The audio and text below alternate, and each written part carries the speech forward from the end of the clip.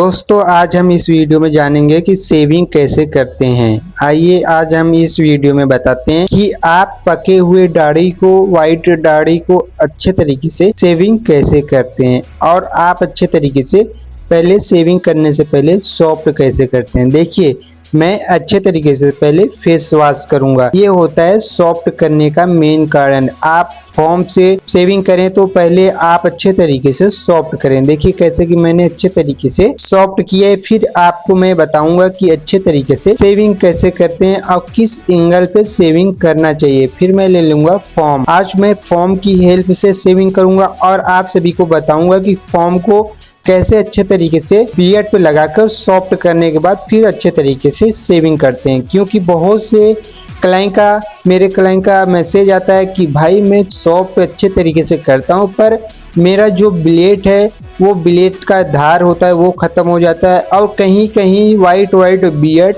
दिखने लगता है। तो मैं उन लोगों के लिए वीडियो बनाया हूँ और आइए शुरू करते हैं और आप सभी को बताता हूँ। देखिए पहला आपका सबसे बड़ा रीजन क्या होता है मैं ये बताऊंगा, क्योंकि क्यों धार खत्म हो जाता है और क्यों अच्छे तरीके से आपके बियर्ड पे वाइट बाल छूट जाते हैं और सबसे मेन कारण क्या होता है मैं इस वीडियो में सब कुछ बताऊंगा।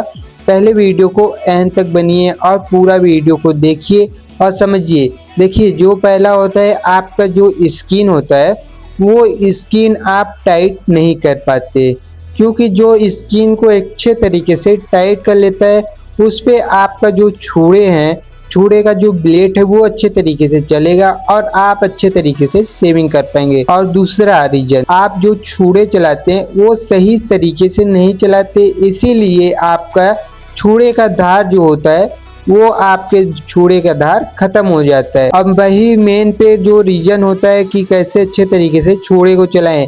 तो देखिए जो आपके छुरे होंगे वो आप स्किन को टाइट करके और स्किन के लेवल पे आप अपना छुरा चलाइए।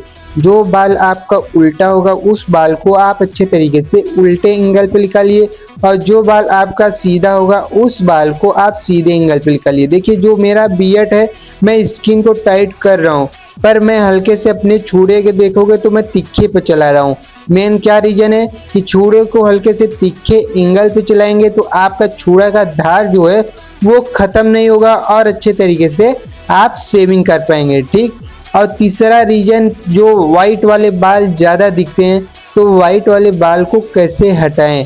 तो पहला है कि आप पहले अच्छे तरीके से एक बार पूरा अच्छे तरीके से क्लीन शेव करें और दूसरा फोम को ना लगाइए, ओनली पानी को लगाकर अच्छे तरीके से जो वाइट बाल दिख रहे होंगे, जो कहाँ वाइट छूटे होंगे उस वाले एंगल को हल्के से आप अपने छुरे को तिखे एंगल पे रखते हुए चलाइए। ठीक, ये हुआ रीजन आपका। अब आइए मैं आपको बीच वाला एंगल निकाल के और सब कुछ बताया हूँ तो उस पे मैं आपको दिखाता हूँ। देखिए जो मेरा हाथ है पहले मैंने इतने अच्छे तरीके से दोनों बगल के एंगल को टाइट किया, फिर टाइट करने के बाद फिर मैं आपको ओट के साइड वाले एंगल, जो आपके आगे वाले एंगल हो, इसको मैं हल्के से छोड़ा लूँगा और इसको मैं स्किन को टाइट करूँगा। पर मेरा जो आगे वाला छुरे की एंगल है उस एंगल की लेवल को मैं अच्छे तरीके से अपने छुरे को चलाऊँगा पर हल्के से तिखे पर। किस लिए? आप तिखे के एंगल पे हल्के से चलाएंगे तो आपकी जो सेविंग है वो अच्छे तरीके से निकल जाएगी। मैं अपने क्लाइंट को समझाया, फिर उसके बाद मैं अच्छे तरीके से हल्के निकालते हुए पीन आ जाएंगे नीचे का साइड। और नीचे वाले एंगल को कैसे करना है वो देखिए और समझिए। मैं पहले बीच में आ जाऊंगा और बीच वाले एंगल को टाइट। जो सबसे मेन कारण होता है आपको अपने बियर्ड को टाइट रखना है, आपको अपने हाथ को टाइट रखना है। आप कितने अच्छे तरीके से स्किन को टाइट रखेंगे उतने अच्छे तरीके से आप बियर्ड को क्लीन शेविंग कर पाएंगे। ठीक, ये है मेरा अच्छे तरीके से, ये है मेरा अनुभव, क्योंकि मैं अपने अनुभव से ही बता रहा हूँ कि आप कितने अच्छे तरीके से स्किन के टाइट रखेंगे। क्योंकि आपका जो गाल का फेस का स्किन है वो हल्के से सॉफ्ट होता है, उस पे कटने का डर रहता है, तो इसीलिए आप स्किन को टाइट रखेंगे तो अच्छे तरीके से आप हल्के एंगल को देखते हुए रीजन पे अच्छे तरीके से अपने ब्लेड को चलाएंगे और अच्छे तरीके से सेविंग कर लेंगे। आइए बताता हूँ बीच वाला एंगल कैसे निकालते हैं। देखिए पहले आप जो आपके आगे वाले ब्लेड के नुकीली एंगल हो उस एंगल को अच्छे तरीके से चलाइए और हल्के हाथ से। फिर मैं आ जाऊंगा बीच वाले एंगल पे और इसको भी मैं हल्के से दाबते हुए अच्छे तरीके से पीछे वाले एंगल को नुकीली एंगल से निकाल रहा हूँ और फिर आ जाऊंगा बीच में। हल्के हल्के करते हुए निकालना है, जल्दबाजी नहीं और ज़्यादा स्पीड में भी नहीं खींचना है, नहीं तो वहाँ कट लगने का डर रहता है क्योंकि यहाँ मुड़ाव है और ज़्यादा यहाँ शॉप पे आपका सबसे ओट है, क्योंकि ओट पे लगेगा तो ब्लेड तो आपका ब्लड आने का डर रहता है। इसीलिए अब आइए इस वीडियो में बताता हूँ कि मोच को कैसे अच्छे तरीके से सेट करते हैं।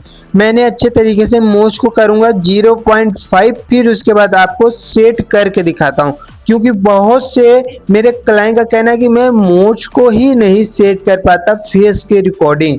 तो आप मैं बताता हूँ कि फेस को रिकॉर्डिंग मोच को कितना करना है और कितना नहीं। देखिए किस भाई को लॉन्ग मोच रखना है तो उस मोच को आप 1 नंबर से 1.5 नंबर मारिए और किस भाई को छोटा मोच रखना है तो उसको आप 0 रखते हुए और अपने ओट के साइड देखिए कैसे कि मैंने अच्छे तरीके से पूरे मोच को 0 किया है और ओट के ही लेवल पे रखना है, ज़्यादा झुका कर नहीं रखना है क्योंकि ज़्यादा झुका कर रखेंगे तो वो ज़्यादा एजिंग लगेंगे। इसीलिए आप मोच को 0 किए हैं तो इसको आप ओट के लेवल पे कट करिए। वीडियो कैसा लगा कमेंट में जरूर बताइए और आप सभी के लिए नेक्स्ट वीडियो कौन सा चाहिए वो भी कमेंट में जरूर बताइए। चलिए मिलते हैं नेक्स्ट वीडियो।